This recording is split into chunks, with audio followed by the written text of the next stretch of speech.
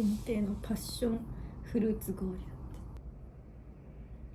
だって美味しい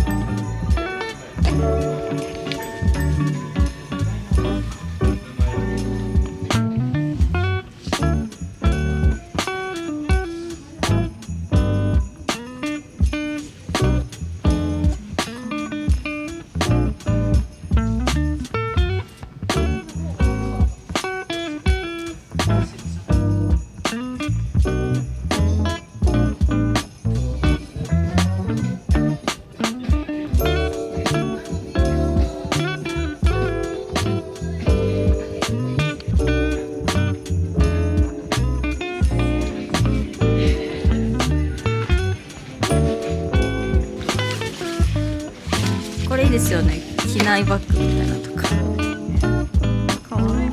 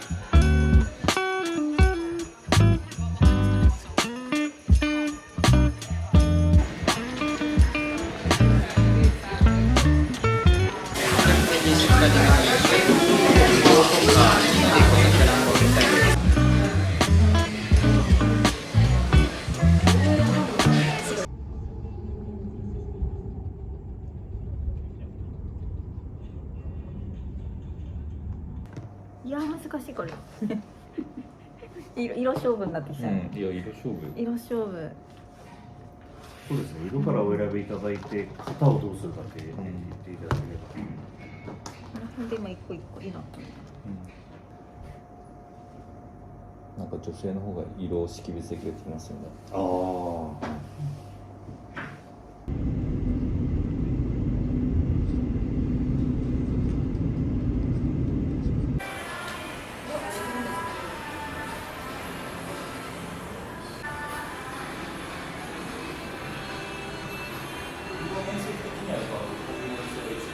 旅にもう欠品なくなっちゃうぐらい。これいろんなどの色でも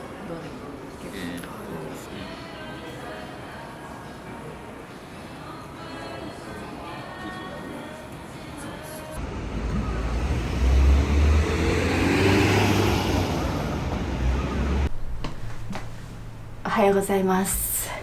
今めっちゃ急いでるんですけれども、今日はねこれから、お茶のお稽古に行きたいと思ってます。はい、私がいつもお世話になってる方からお誘いいただいて、これからねお茶のお稽古に行ってこようと思うんですけど、そこでお着物を着るのでヘアセットをねして出かけたいと思います。はい、まあ私不器用なのでヘアセットはもう夜会巻きしかできなくて、夜会巻きでも全然大丈夫だよって、教えていただいたので、これからこちらのねダイソーの夜会巻きコームを使って夜会巻きしていきたいと思います。夜会巻きはですね、前職の CA 時代の時に、10年間ね毎日のようにやっていたので、多分まだね手が感覚的に覚えてると思うので、サクッとセットできるんじゃないかなと思います。まずは髪全体にジェルワックスみたいなのをつけます。まとまりやすくするためにですね。で今これは急遽ダイソーで買ってきたヘアジェルです。こちらを髪全体につけてなんとなく束感を出します。で髪の毛をポニーテールのようにまとめ、ここでね表面をしっかり溶かしていきます。でこちらの細めのヘアゴムでポニーテールにしていきます。軽く結んで、そしてポニーテールをですね上に持ち上げるようにねじり上げていきます。はい、こういう感じでぐっときつめにねじり上げて、でこのまま手を離さずねじり上げた紙を左側に折ります。そしてこの辺の紙を巻き込んで、はい、ねじり上げた束を内側に入れていきます。でそれでこちらのこのダイソーのね夜会巻きコームで固定していくんですけど、CU 時代もこのねダイソーのコームに散々お世話になりました。はい、これで紙を少し食い込ませながら、よいしょ、クッと入れていきます。はい、もうほとんど出来上がりましたね。こんな感じで。そしたらあとはこちらのコームを使って上のところをですね少し調整して、ちょっと浮いてるところはピンで留めますと。でそしたら最後にケープで全体をね固めていきます。そして最後にコームで、表面の毛羽立っているところを鳴らしていきます。はい、こんな感じで夜会巻きの完成です。はい、私そんなに夜会巻き作るの得意な方ではないんですけれども、まあ、それなりには、紙まとめられたんじゃないかなと思います。はい、夜会巻きする機会なんてなかなかないので、せっかくなので撮ってみました。はい、それではお茶の稽古行ってきたいと思います。バイバイ。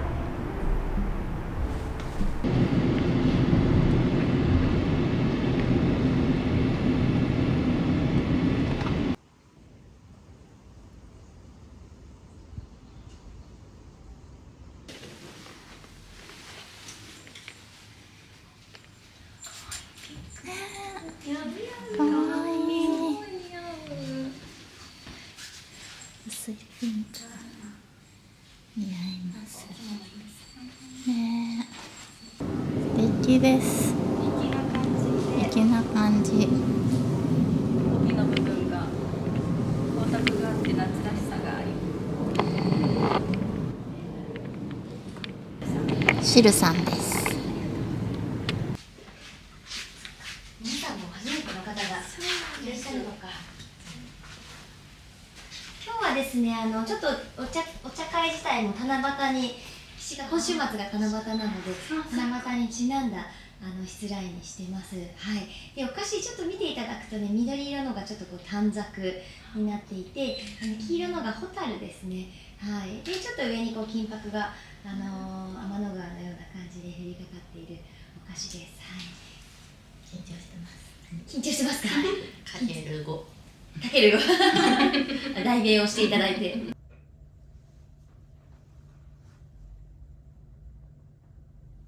どうぞお楽に。最初がちょっと緊張した雰囲気でございますので、このどうぞお楽にというご挨拶で少し緊張をほどいてまいります。で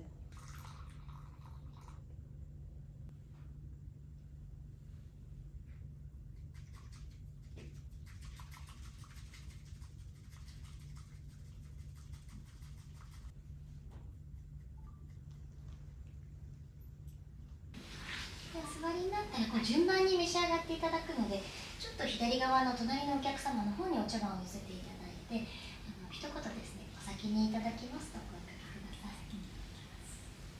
で、同じように右手で取って左手のひらで受けていただいて、いただきますということで軽くお辞儀をしていただいて、お茶碗には必ず正面というのがございまして、出されたところが正面なんですけれども、絵が描いてあったり、今日はですね、ちょっとこうへこんでいるところが正面で、お茶碗の一番大事なところ、大切なところとされています。ですので、その一番大事で美しいところに口をつけて汚さないように、時計回りに90度1回ですね、12時を持って3時のところまで回していただいて、それで一口お召し上がりください。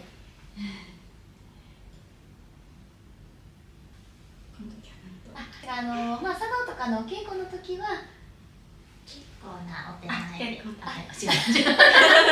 大変結構ですって言っていただいてます。結構なお手前でっていうご流儀もあるんですけど、演習中は大変結構ですというふうに言っていただいてます。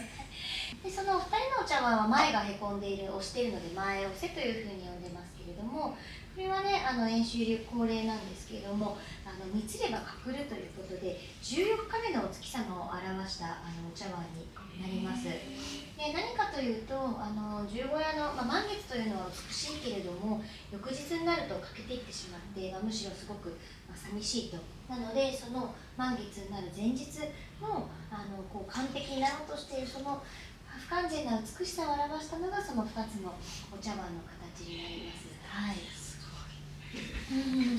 であと最後に円周流茶道の特徴として綺麗さびというのが特徴になっています。で綺麗さびというのは皆さんお茶でいうとわびさびっていうのは聞いたことあると思うんですけれども、わびさびというのは千利休が作り上げた美しさで無駄なものを全て削ぎ落とすということで、お茶室も2畳狭くして、暗くしてお茶碗なんかも黒いのを好んで、できるだけ無駄のないものにしたのが千利休のわびさびで、それに対して小堀遠州はそのわびさび、初めて来た人が暗くて狭くて、黒いものに囲まれても、ちょっと息苦しいんじゃないかと。なのでそのわびさびに明るさとか豊かさとか艶というものを与えて、お茶室だったら窓をつけて明かりを入れたりとか高さを入れて空間を作ったりとか、お茶碗なんかも真っ黒ではなくて、白を好んだりとか、今日皆さんが召し上がっていただいたような、いろいろ華やかな、美意識を追求したのが我々円周流の綺麗さびというものになります。ちょっとね、カラーチョーズという手を清める動きですね。手を合わせて右手を引いて左の手の方を清めて、次に右手の方を清めて、で右手でその茶杓と呼ばれるお茶をすくう道具をまず取ります。で左手でその下の白い茶器を取っていただいて、ご自分の前で指3本で蓋を開けていただいて、指に振り返す。でそのまま蓋ひっくり返さずに右膝のそうです。ですくうように持ち直していただいて、はい。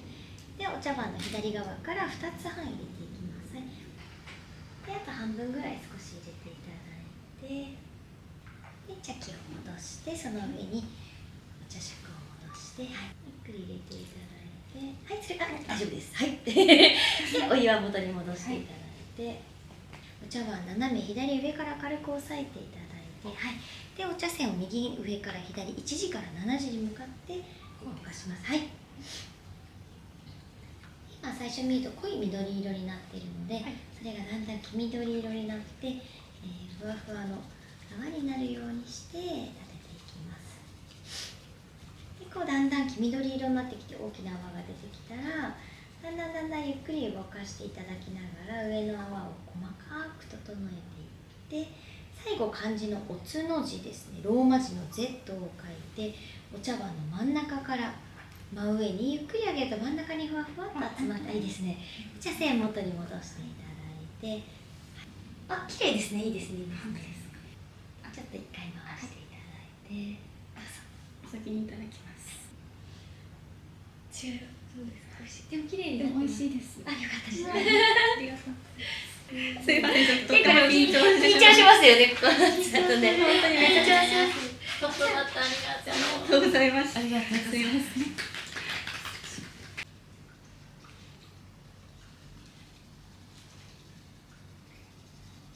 気がついた人から願い事。素敵でした。映ったかな。素敵。光もなんかね、日の光とかにありそう今日。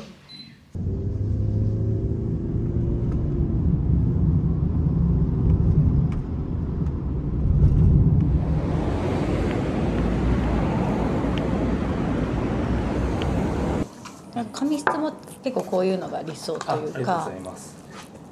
ちょっと奥一部なんですけど、はい、この髪の色だったら私は緑に変えるかも。箱の色。箱の色をね。でリボンをちょっと見せてもらって。私この引き出しか蓋かがいいんですか。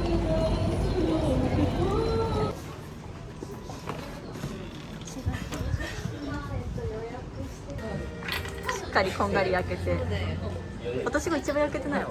バーイ。わあ、夏。笑ってるビール持って。誰かのものをもらおうとしているからね、私は。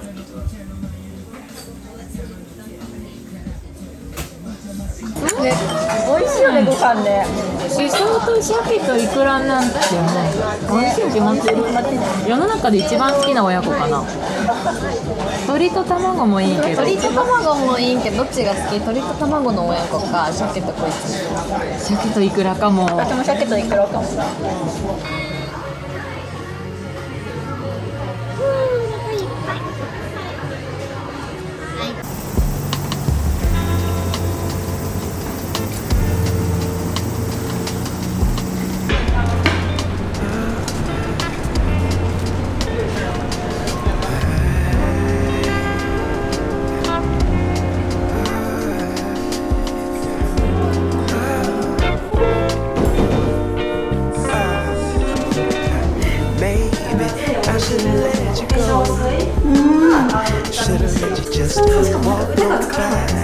Never said hi. No, no. We would never know just how hard it feels to open up hearts, to have to let it go. But we can't turn back now, 'cause we've come too far to not leave the broken hearts. I guess something inside my soul just couldn't stand to let you walk away so easily. No, no. And maybe in time we can figure out just what these moments are all about. All we guaranteed is a little change. Oh, I don't want my heart to feel this way again. And I just need a little more time おめでとうございます。 to make sure what we're doing is right. I just need a little more time to make sure that we're doing this right. Oh yeah, oh yeah. I figured that I'd stop by just one more time and let you know what's really on my mind.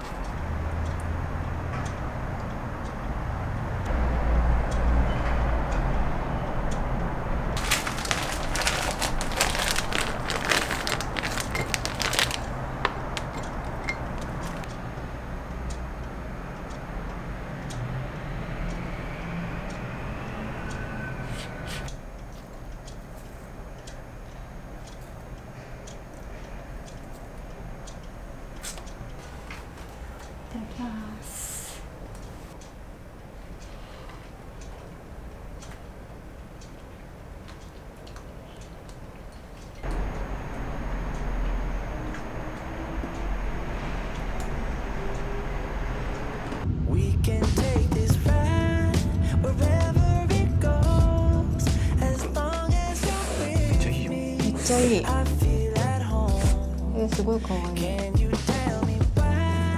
'Cause おお、めっおお、ちゃいい。いい。あんまりなんかこれだからあんまり明るい薄い色やるとちょっとあれかなってこれつけてみたところ薄い色やるとちょっと5と29。 5と29。はい。はい。それをお願いします。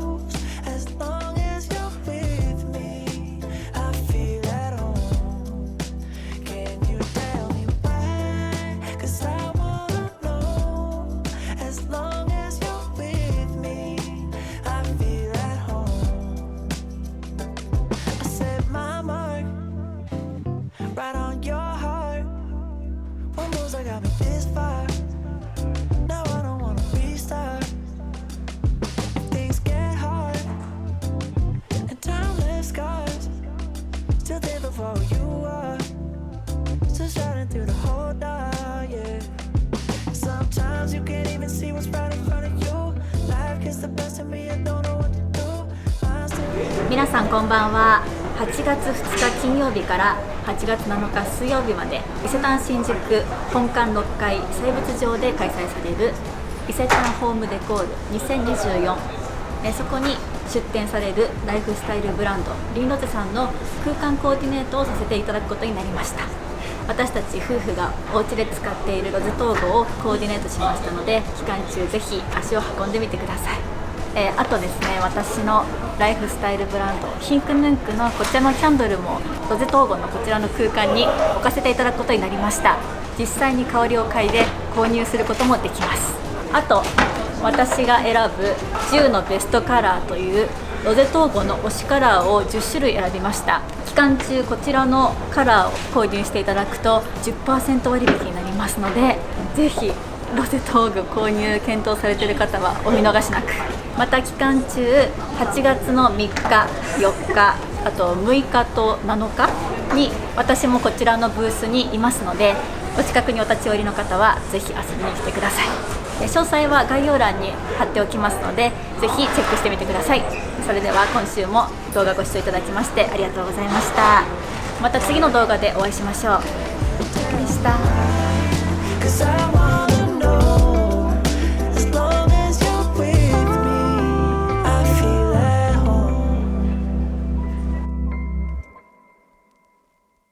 はい、始まりました。最近土曜ラジオ第10回。記念すべき10回続きましたね。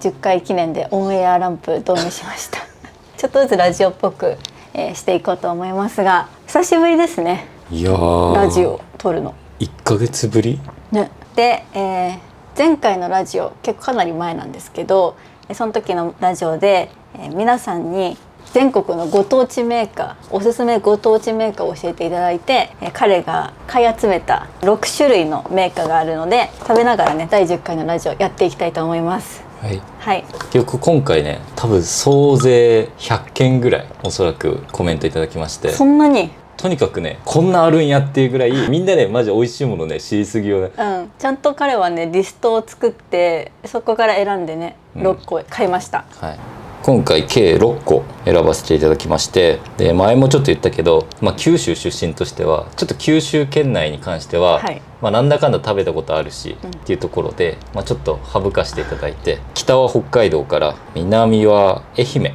で6個選びました。はい、これどうしようか、どういう順番でいく？一応ね、俺のなんか期待値もあるから、じゃああなたのじゃあ期待値が高いところからいく？高いところがいく、はいはい、俺ねこれ気になってて、石川県金沢の浦田の愛好家、わあ、かわいい箱がなんか高級感がありますね。愛好家は口の中でふわっと広がる優しい甘さと香り、その可憐で素朴な佇まいは城下町の美しい雪化粧のように、口に入れた瞬間にふわっと広がる奥ゆかしい味わいは、浦田の菓子職人が金沢の雪解けをイメージしてこさえました。アーモンドとレモン、シナモンの香りがしなやかに溶け合う甘くて不思議な奥ゆかしい風味の一品です。はい、こういう感じで小分けにされていますね。これがですね、12個入り1188円です。食べていい？どうぞ。かわいい。何？あ、これが雪解けってさっき言ってたやつ。あー、美味しい。美味しい。本当雪食ってるみたい。本当だ、アーモンド。なんかちょっと洋菓子の雰囲気。なんか北欧にありそうなお菓子。そうね、なんか、和菓子って感じではないけど、粉砂糖の甘さがふわっとして、本当に食感は雪だね。雪だね。なんか新雪をこう、そう、カシャって触った一番柔らかい水分量の少ないやつをこの形にフッてしてでパフってっていうことですね。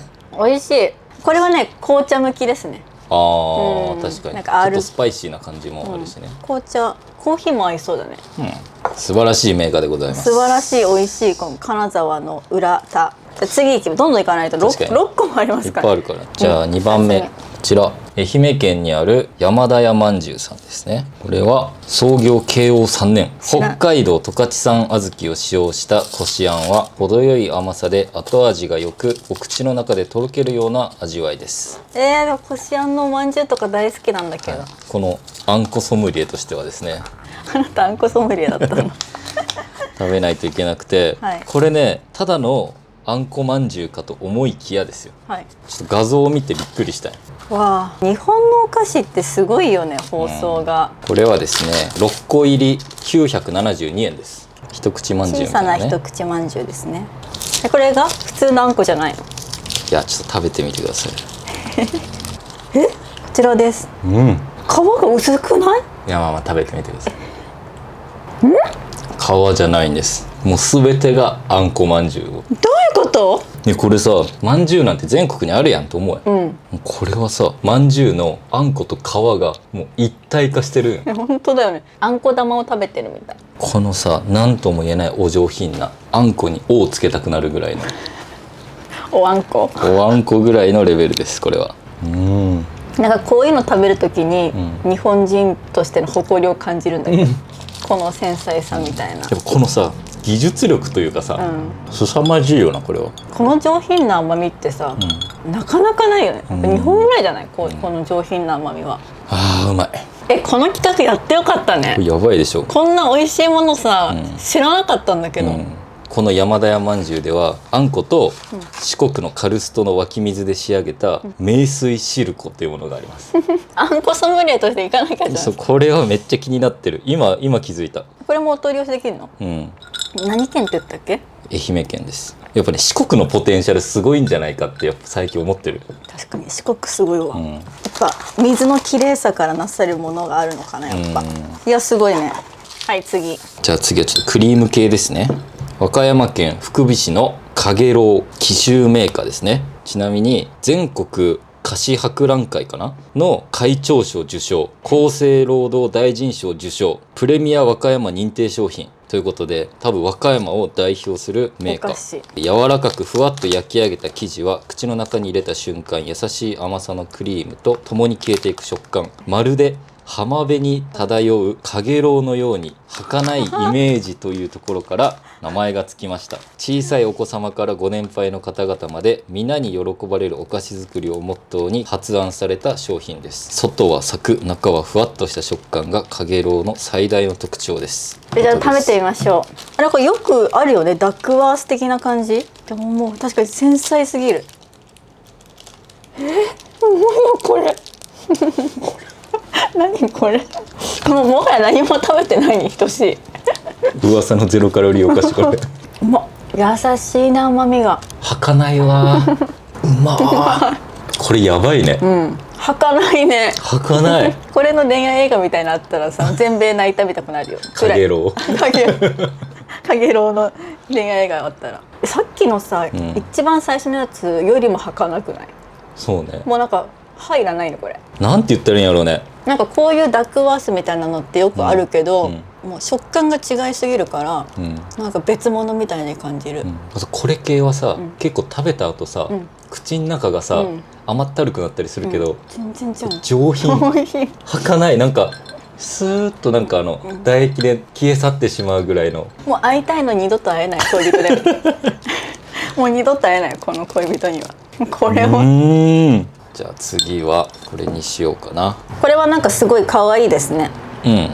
包装がケーキ屋さんのお菓子みたいな。こちらはですね、岩手県フルール菊屋さんの欧州ポテト。こちらは5個入りで970円。よくあるこういうお菓子はもうよくあるややつですね。スイートポテトみたいなやつ。しかしとろーり系スイートポテト。スイートポテトはもさもさして苦手と思っていませんか当店のスイートポテトはお口の中でスッと溶けるまさにとろーり食感の一品です。中のカスタードクリームとのバランスも良く、お子様からご年配の方まで大変ご好評いただいております。ついついもう一つと手が出る美味しさ、フルーツ菊屋の欧州ポテトだそうです。あれだね、結構メーカーはやっぱとろーりとかふわっと口どけっていうところで勝負してくるね。さつまいもの王様ナルト金時を使用したとろける食感のスイートポテトです。美味しそう。いただきます。うまい。食べてみる。まあよくあるやつですね。手で持ったらもう違う。もう歯で噛んだ瞬間わかるよ。やっぱ食感なんや。これはもうでもケーキみたいな。中にちょっとカスタードみたいなの入ってない？そうそう。しかもそのカスタードもさ、芋の甘さを引き立てるカスタードですね、これは。確かに今まで食べてきたこういうスイートポテト系の、お菓子の中で一番美味しい。5つ目ですかね。はい。これはですね、ゼリーです。お、ゼリーいいね。ゼリーとか欲してた今。これは新潟県大阪屋さんの流れ梅。こちらはですね、6個入り2700円、でこれは5月から9月初旬の季節限定の銘菓です。新潟県夏の代表銘菓完熟梅果汁に透明感あふれるくず切り状のゼリーを合わせました。流れ梅の生果汁はまさに自然の農作物そのままのように生きているのです完熟梅の効果と涼やかなくず切り状のゼリーの食感は格別です。はい、こちらです。流れ梅食べてみましょう。綺麗ですね。わ、すごい綺麗。ところてんじゃないけどさ、くず切り状になってて、で梅が1個入ってると、はいはいはいはい、美味しい？好きですよ。これは清涼感がすごい、美味しいね。ほんのり甘い梅シロップ、そしてこのくず切り状のゼリーが面白い。これあれやね、夏休みに孫が遊びに来たら出してあげたいお菓子ですね。縁側でね。美味しい。では最後、これはおなじみではないですか？知ってるの？はい。知ってるの？六花亭ですよね。北海道じゃないですか？そうですね。これは北海道の六花亭さんの、こう名前がいいなと思って買ったわけ。おかげさまで。これ？こちらはですね、ジャンドゥーヤ入りのモナカです。雪は豊作の印と言われます。雪の結晶を表した香ばしいモナカで、ヘーゼルナッツとチョコレートで作ったジャンドゥーヤを挟みました。見て、おかげさまでって書いてます。この商品名と相まって贈り物に人気のお菓子です。確かに。おお、見て。なんか面白い形してるね。面白い形のモナカしてる。真ん中にジャンドゥーヤですか？お、いい音。私 ASMR 見てるからさ。これ ASMR の人やった方がいいね。ね、うまっ。軽っ。なんて ASMR っぽいことですか？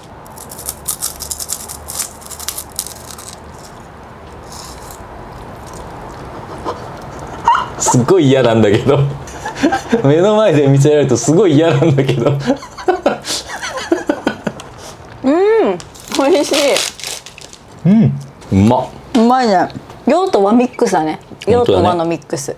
これ中もうまいけど、側うまくないこれ？側うまい。このね、モナカをパキッていった瞬間に、口にファって小麦のいい香りがする。さすが六花亭。六花亭のだってお土産屋さんみたいなすっごい大きいからね。そうなんや。もうこのやつを見ただけで六花亭だってわかる。あ、そうなんや。おかげさまで。おかげさまで。皆さんのおかげさまで。いや本当によ。こんなに美味しいお菓子に出会いましたね。じゃあ一応、何がナンバーワンだったかっていうのを。ナンバーワンか。私はかげろうです。もう反応が違ったもんね。ダックワースなんて、言うてもって思ったんだけど、ね、いっぱいあるからね。想像を超えてきたね、やっぱ。これ私やっぱこれが美味しかった。あなたは？そうね。石川県金沢浦田の廃校歌ですね。これ一番最初のこちら、その心は？いや、なんか作った人の顔が浮かんだ。これ開発した人ってこと？なんかわかんないよ。全然想像やけど作るの大変だっただろうなって思って確かに。いや、その他のも素晴らしいんだけど、それはなんかそのすでにあるものを消化させたっていう感じ。確かにおまんじゅうとかスイートポテトっていうのは、あるものから食感をよりふわふわとかね。いや、多分そこにはとんでもない苦労と知恵と技術があるんだろうけど、でもこれはなんか01感があって、確かに。私ね、これはね、作った人が石川のさ、冬の金沢の歩いてた時に、ふとその新雪踏んだ時に、これをお菓子にできないかって思ったと思う。だって下がさ、土のカラーじゃん。そういうことじゃない？土のカラーに上ちょっと雪積もりましたをお菓子に表現して、なるほどね、金沢らしさを出したんじゃない？でもここまで想像させてる時点で、もう勝ちよね。確かに素晴らしいなと思いました。確かに素晴らしい。01から考えると確かにこれはものすごいです。アイディアと、そして味が追いついてる。アイディアと味が。じゃあこちらでいいんですか？はい、こちら1位とさせていただきます。いや美味しかったですね。いやでも本当驚き、本当に皆さんありがとうございました。このラジオを始めてから本当にこういう今まで自分たちが知らなかったことを知れて、体験したり食べたりとかして、なんか世界が広がってない？そうね、出会えないものに出会わせていただいて本当ありがとうございます。おかげさまでね。おかげさまでありがとうございますそういう感じで10回記念お菓子を食べながらね進めていこうか。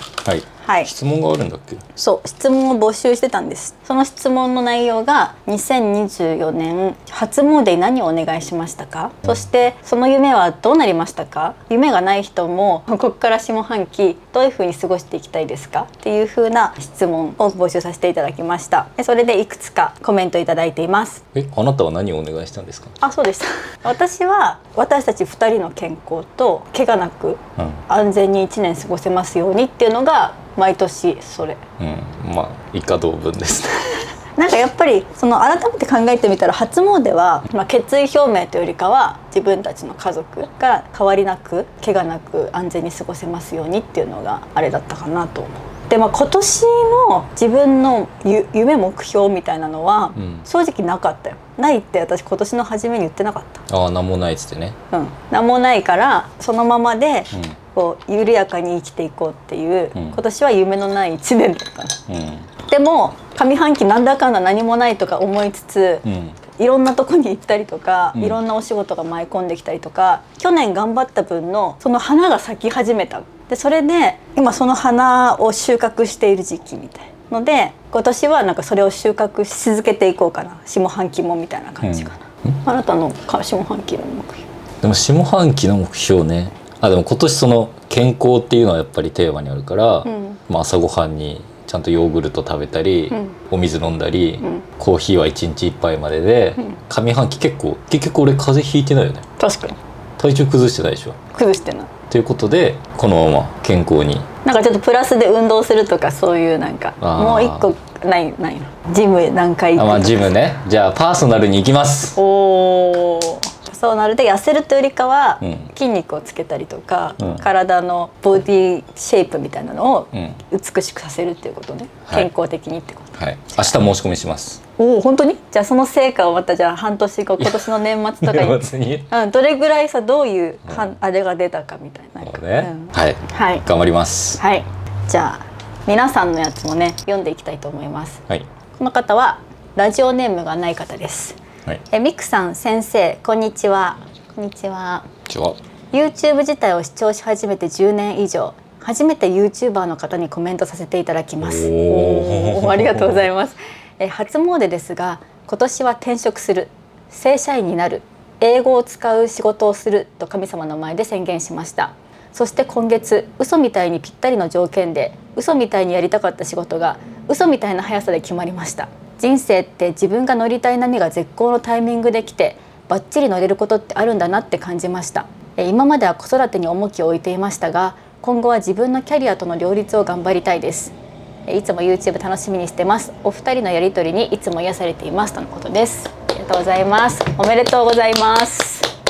やっぱり言霊、世に言霊っていうのはありますけど、なりたいじゃなくてなんとかする、やるぞっていうのが自己実現につながっていくと私はそう思いますね。でやっぱりあとはこの方も書いてあるけど、自己実現する時って本当にありえないいい波に乗れるんだよね。でその波が来た時に乗れたからね、より叶ったっていうのもあるんだけど。そうね、そのやっぱでも準備をしてたってことだよ、この人は。そうちゃんとさ、波が来た時に「あ、準備してます」ってそうやっぱり何も準備してなかったらさ、波来たことに気づいてもさ、乗れなかったりするから素晴らしいですね。そう素晴らしい。でもやっぱね、その準備してるタイミングの時でまだ自分が全然実力がないって思ってる時でも、私はこうなるんだぞっていう気持ちを言葉で発する、もしくは日記とかに書いたりとか、絶対そういうのやると自分自身に洗脳じゃないけど自己暗示になって自分がそっちの方向に動けるようになるから、この方も、ね、書いてたみたいにやっぱそういうのってやっぱ大事なんだなって改めて実感しました。では最後ですね、こちら最後のねお便りを今週のラジオのテーマにしたいと思います。ミックさん先生、アイルランドからこんばんは。こんばんは。アイルランドから。私の初詣でお願いしたことはアイルランドを好きになれますようにでした。私は今大学3年生で休学をしてアイルランドでワーキングホリデーをしています。渡愛してもうすぐ2ヶ月が経ちます。バリスタの仕事を探しているのですがなかなか見つかりません。経験もないので不利なのですが、バリスタコースに通ってみたり履歴書を工夫したり、こちらではバイト探しや店に直接今バイト募集していますかと行くので、すごく精神的にも身体的にも疲れます。また家族にも会えない、貯金残高も減っていく一方、友達もいない、円安で食べたいもの欲しいものも買えない、この状況の中で自分のメンタルをどう保っていけばいいのか分かりません。本当に辛くて毎日日本行きのフライトを見ています。どこでもいつでも泣けるような状態です。今のような辛いことがあると分かっていましたが、それでも後悔したくなくて来たし、残る選択をしています。本当に帰る時にはここにもっと残りたいと思えるように泣きたい。だからアイルランドを好きになることが目標です。まだまだ苦難の中にいますが、もう少し頑張ってみようかなと思います。ミクさんや先生が苦しい状況にある時、どうやって乗り越えましたか？または諦めたことはありますか？ということで、いやちょっと私たちも感じたこともあるし、喋れるようなテーマなんじゃないかなと思って。あなたも大学で休学して大連行ってましたよね。もともと上海でそのインターンシップ先を見つけて、で上海に飛び立つんだけど、そっからちょっと本当申し訳ないけどちゃんとお断りして、やっぱそこじゃないなって思ってしまって、その内定決まってから実際行くまでになんかいろいろ考えて、いやなんかこれ行って何になるかなってなってしまって、結局そこのインターン先には行かずに別の大連の方に切り替えた。それはワーホリとかじゃなくてただ行ったの？ただ行っただけ。休学して何も仕事を見つけず行ったんだよね。そう。じゃあこれはちょっと深掘りさせていただこうか。だって私はそういう経験あんまりないから、何の仕事もなく、別に学校に行くわけでもなく、大連行ったんだよね。どうやって生き残ったの？どうやって生き残ったの？だからもうなんかこれ何の参考にもならないと思うけど、本当に俺が上海にいつ何月何日どこどこから便で行きますみたいなことを別に誰にも言ってなかったわけよ。でいざ行こうと思ったら、飛行機乗ったら知り合いがね、なんかねニヤニヤしながら乗ってきたわけ。で偶然乗り合わせて「どうしたんですか?」って言ったら「いや今から大連行こうと思って」。でその人は月に1回とか2回とか大連に仕事で行ってる人で「行く?」って言われてなんかそっちの方が面白そうと思って行って、でその人と1週間ぐらい上海いて、その後に大連に行って、で「俺の知り合い紹介するけ」って言われて、その人のところにテコテコテコって歩いて行って「どうも〇〇です、よろしくお願いします」って言って、でその人が、とある、モールかで、そこで洋服屋さんしてたの。孫さんって言うけど、孫さんのところにお世話になって、でちょっと家ないんで泊めてくださいって言って居候して、そしたらそれを紹介してくれた知り合いの後輩みたいな人が大連に2週間後ぐらいに来るから、一緒に住んだらいいよみたいな感じで一緒に住んで、大連で暮らしてたって感じ。暮らしてる間を洋服屋さんちょっと手伝ったりとか、あとはその現地の日本語雑誌みたいなのがあるわけよ、フリーペーパーみたいなやつ、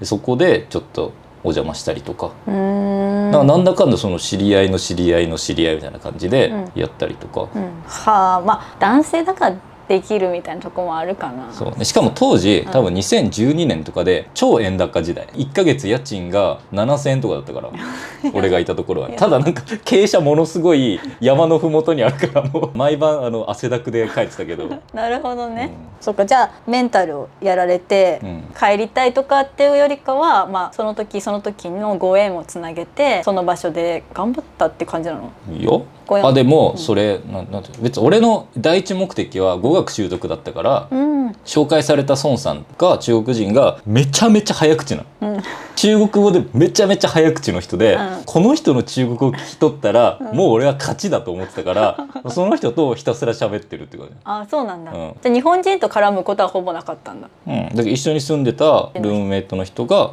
日本人だったけど、あんまりそんなベタベタ一緒にいるわけじゃなくて、週末ちょっと遊びに行くぐらい。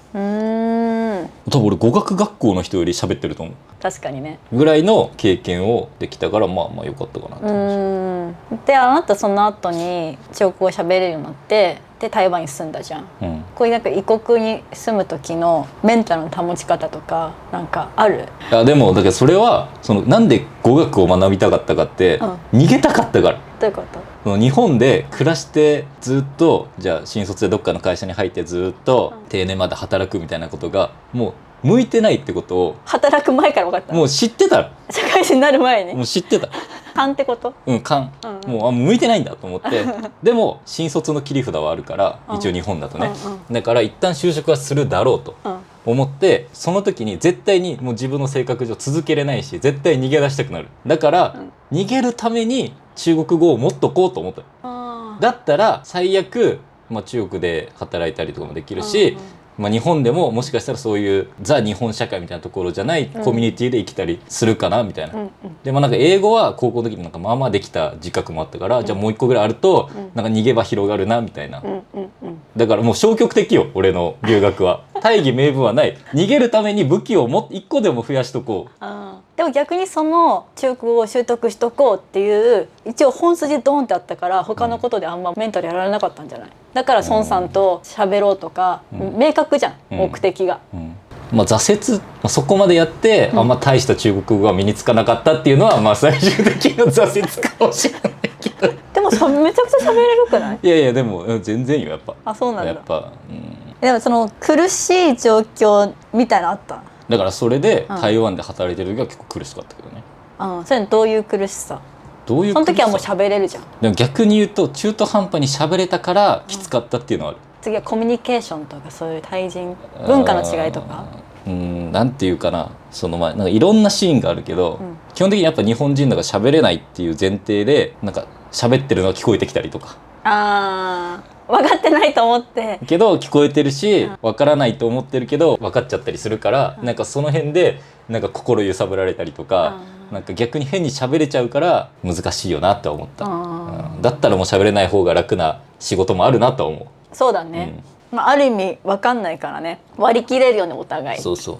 でも苦しい状況にある時どうやって乗り越えましたか、また諦めたことありますかっていう質問なんだけど、私もさその台湾に1年だけさあなたについてってみたいな形で移住したんだけど、私は全く中国語が喋れなくて、それで学校に通うとかするわけでもなく台北で1年過ごしたんだけど、私はなんか喋れないから外に出るの怖くなっちゃって、でも会話することがどんどん怖くなっちゃって、旅行だったらいいんだよ、もうなんか3日後に帰るしみたいな気持ちで人とコミュニケーション取れるんだけど、ここでずっと暮らしていくってなった時にいつ帰れるか分かんない状況で言葉が分からない。でも台湾の人はみんな優しいんだよ、優しいんだけどもう喋れないことに対して自分の心がどんどん閉じてっちゃって、外に出たくないっていう、なんかちょっと病んでたもんね。病んでた、本当に病んでって、なんかで外に出たくない、どんどん日の光を浴びなくなる。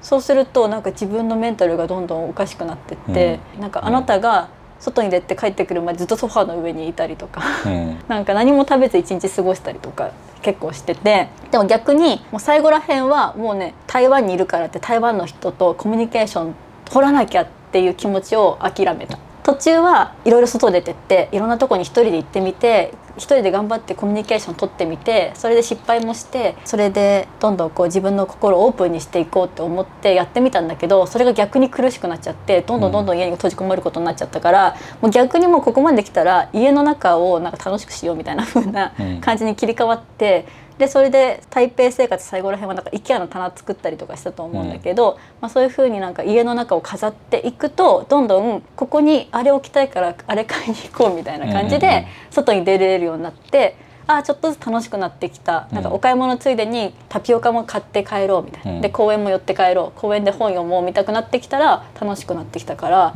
なんかある意味そういう意味で海外に出たからこういうことをしなきゃって思い詰めることを一回諦めると、オープンになることもあるよね。でもなんかね、まあ、この人はちょっとどうかわかんないけど、そのやっぱやる気が空回りする瞬間ってさ、やっぱあるよね。ある。さっきの一番最初のコメントしてくれた人はさ、こんなにもトントン拍子、嘘のようにトントン拍子でいったっていう時もあれば、そうなりたいくて頑張ってるのに、何の成果も上げられない瞬間ってさ、やっぱ連続するわけよ。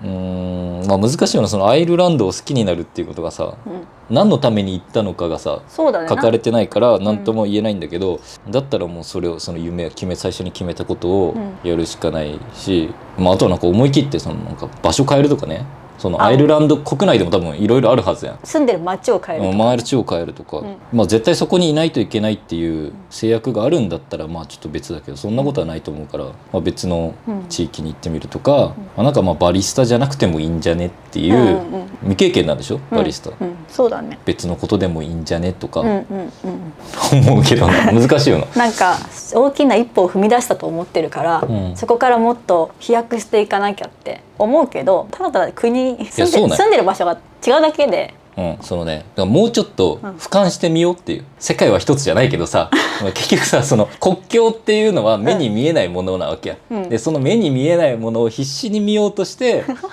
私は日本からアイルランドに行ったっていうさ、その私は国境を越えたっていうことを言ってるけど、もう地球は丸くて一つなわけですよだからいやでも本当そうだね、なんかわかんないけど、その中国語喋れるようになった、じゃあなんかより喋ろうみたいなさ、瞬間があってもいいけど、なんかもうそれが終わったら別に喋りたくない時は喋らんしこれ難しい表現やけど、本当に語学習得した人の行き着く先って無言やと思うよ。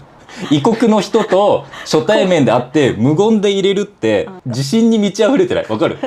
喋れる前提でさ、無言を作れるって気まずくないってさ、究極のコミュニケーションなわけやん。だし結局そのパートナー、恋人選びとかでもさ、一緒にいて落ち着く人ってみんな結局言うわけ。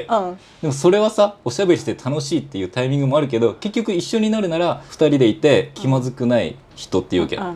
だからそれは外国の人に対してもそうよ、やっぱ。深い。さすが違うね、考え。中国人がいて、中国語を勉強してます、別に無言で気まずくないって思えたら、もうなんか自分の中で一区切りついたんだなって思うよね。何やったっけこの相談でもそういうことだと思う。だから多分ここに何しに来たのかとか、もうぐちゃぐちゃになっちゃってると思うよ。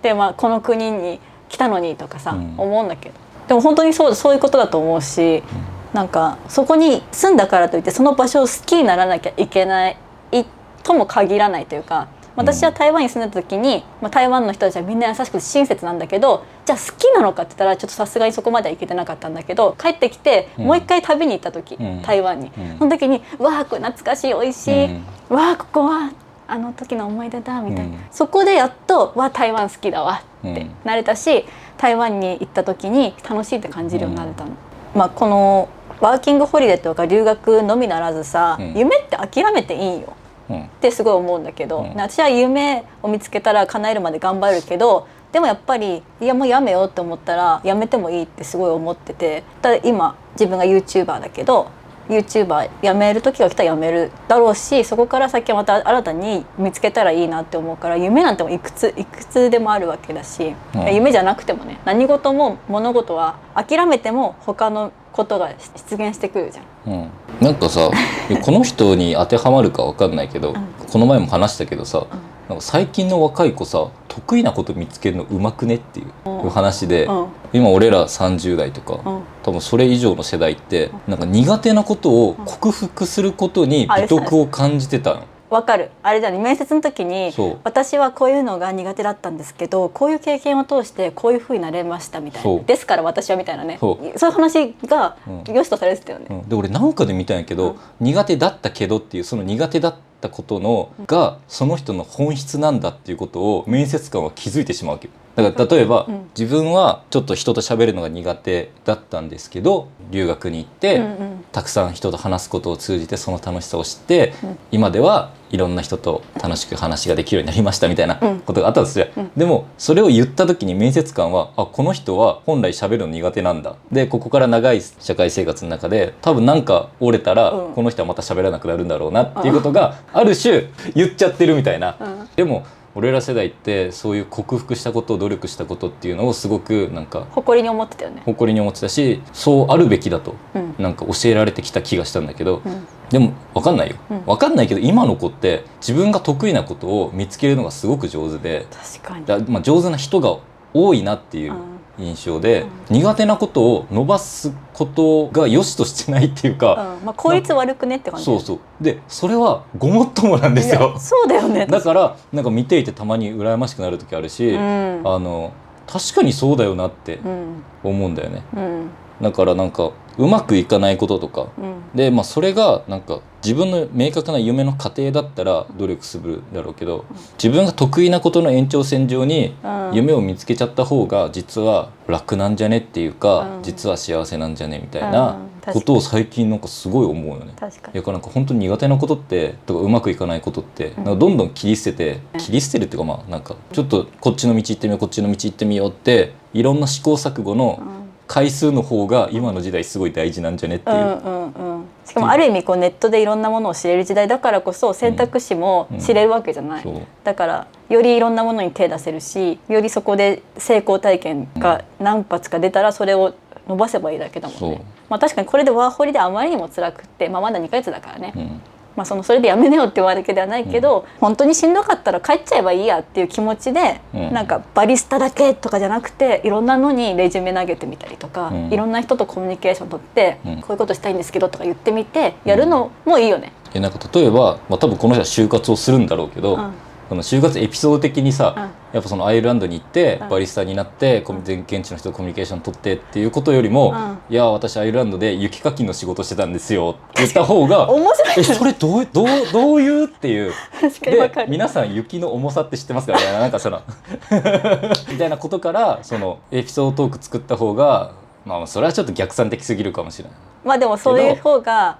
意外とそういうなんか誰もやってないことっていうなんかちょっとせっかく貴重な体験してるから、なんかそこでもうひとひねりなんかユーモアじゃないけど、アイルランドならではのなんか面白い職探してみるとか、そうそうた方がなんか意外と人生経験的に面白いかな。確かに就活だけじゃなくても他の人と喋るときに話広げれるトーク1個持っておくと、アイルランドって雪積もんのかなよくわかんないけどまあでも応援してます。でもね、そういう風に頑張って自分のいる場所から離れて異国の地で頑張ってること自体がもうすでにすごいことだから、なんだろう、そこまでこう自分のね今の現状に辛くって病むことよりも、今もう私はすでに1個すごいことをしている、勇気を持ってここまで来てる、じゃあそこからもう1個何かやってみようぐらいの、そういうポジティブシンキングに変えていって、せっかくね、まあ、来たんだからっていう気持ちを持ちつつ、いろんなことにねこう打たれ強くやっていくと、そこから先の人生であの時より辛いことはなかったから大丈夫とか、そういう風になっていくと思うからね、応援しています。はい、そういう感じでよろしいでしょうか。次のトークテーマをちょっと考えて終わりにしたいと思います。どうしましょうね。トークテーマが難しいの。そう、トークテーマが難しいんだよね。今20歳に戻ったら何をするみたいな言ってなかった？じゃあ今自分が20歳になったらこっからどうするっていう、今この情報量を持ったままでしょ。だけど今の脳みそを持ったまんま、まあ別に20歳じゃなくても18でも16でも何でもいいんだけど、今この知恵を持って何歳の時に戻れるなら、私はこれをする、僕はこれをする、でこうなってるだろうぐらいまでそれやってみよう。やっぱ人生少なからずさ後悔はあるわけや、だからなんか大人になって、わ俺実はこれやっとけば、もっと向いてたかもってさ、思うものってあるじゃん、とか何かをあれ続けとけばよかったとか、今になって、だからなんか自分が何歳に戻ったらこれやってこうなってたのにっていうこうなってたのにトークエピソードね。そうそう。では次のラジオのテーマは、自分があと〇〇歳若かったらもし人生をやり直すなら、エピソードお待ちしております。やりたいことありすぎじゃない？ワクワクするよね。これ、考えるだけでワクワクするから、ぜひ皆さんもやってみてください。では今週も最近土曜ラジオご視聴いただきありがとうございました。この動画が楽しかったよっていう方は、グッドボタンとチャンネル登録よろしくお願いします。それではまた次の動画でお会いしましょう。さよなら。